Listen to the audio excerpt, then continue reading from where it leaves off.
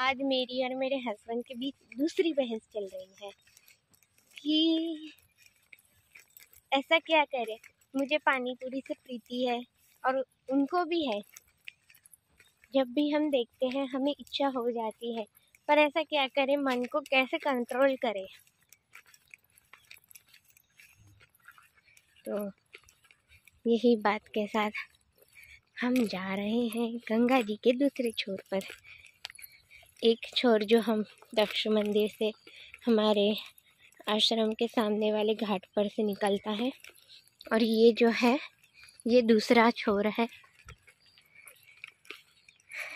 बहुत ही अच्छा लगता है सुबह सुबह ऐसे घूमना वगैरह, कितना अच्छा लग रहा है। और आज हम वॉकिंग करते करते कुछ ना कुछ भगवान से रिलेटेड बात करते हैं। मेरे हस्बैंड मैं कुछ क्वेश्चन पूछती हूँ और उसका आंसर वही देते हैं। तो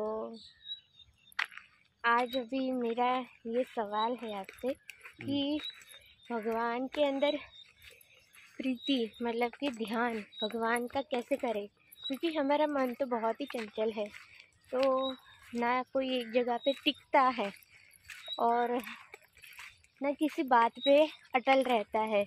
तो ऐसे मन को हम स्थिर कैसे करें? ऐसे मन को स्थिर करने के लिए अपने को रोज़ अभ्यास करना पड़ता है। अभ्यास से सब कुछ होता है। जैसे बच्चा पढ़ता है तो हर दिन पढ़ता रहेगा तो एक दिन वही पढ़ाई उसको रट हो जाएगी, याद रह जाएगी। इसी के बारे में मैं आपको एक एग्जाम्पल, एक दृष्टांत देना चाहता हूँ। एक राजा था, वो राजा को यही सवाल उत्पन्न हुआ, तो उसने सोचा कि मैं ऐसा क्या करूं जिसकी वजह से मेरा ये क्वेश्चन का आंसर मिल जाए, सवाल का जवाब मिल जाए। तो उसी ने गांव में ढंढेरा पीटा, सब लोगों को बताया कि गांव में हर एक व्यक्ति को एक एक बकरी खरीदना है और वो बकरी को 1 महीने तक आपको जो भी ट्रेनिंग देना है दीजिए, लेकिन महीने के बाद सबको वो बकरी लेके मेरे पास आना है और वो बकरी को मैं खाना खिलाऊंगा। तो वो बकरी, जिसकी बकरी खाएगी उसको 1000 रुपया दंड मिलेगा और जिसकी बकरी खाना नहीं खाएगी उसको मैं 1000 रुपया दूंगा। उसी समय की बात है।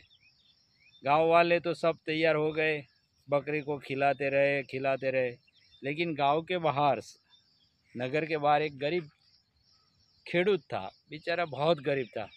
उसके पास पैसे भी नहीं थे, लेकिन अभी राजा का ऑर्डर है तो कुछ भी करके बकरी को लेके तो आ गया। लेकिन क्या करे, अभी तो राजा का आदेश है। तो लेकिन वो बेचारा चिंतित हो गया कि बकरी तो लेके आया, लेकिन 1000 रुपये में कैसे राजा को भरपाई करूँगा, क्योंकि बकरी का मन चंचल रहता है। जैसे अपना मन रहता है ऐसे बकरी का रहता है। कितना भी खिलाओ फिर भी उसके सामने कुछ धरोगे तो उसमें मुंह मारेगी। तो वो चिंतित हो गया। तो उसका गुरुजी संत थे, वो आ गए। उसने देखा कि मेरा भक्त, मेरा शिष्य बहुत चिंतित है, उदास दिख रहा है। तो उसने वो पूछा, तो उसने जो राजा ने की बात थी वो बता दी। तब संत ने कहा कि बेटा कुछ नहीं करना है, बकरी को सुबह छोड़ देना, शाम को बुला लेना। जब भी बकरी शाम को तुम्हारे पास आए तो उसको क्या करने का, घास की पूड़ी दिखाने का।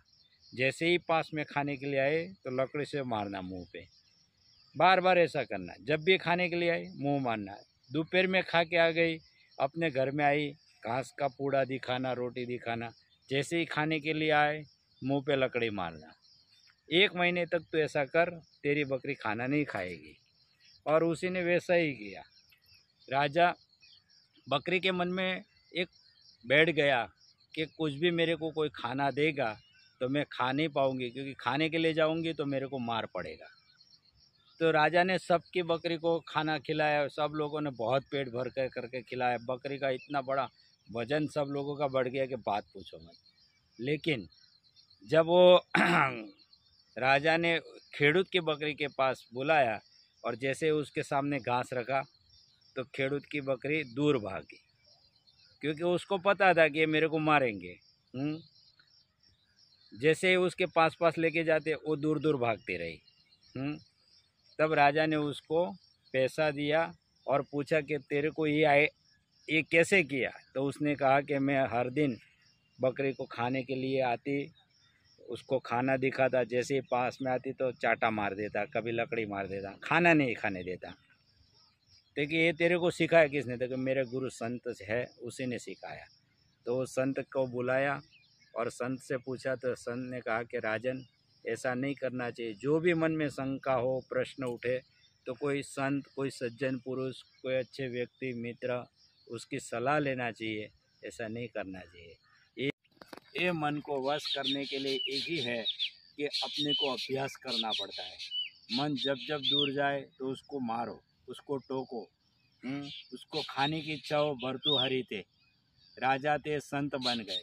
एक बार जलेबी की दुकान के पास से निकले तो उसको जलेबी खाने का मन हो गया। जलेबी मांगा तो बोले कि नहीं ऐसे नहीं दूंगा, पैसा लेके दो तो मैं जलेबी दूंगा, बिना पैसे के।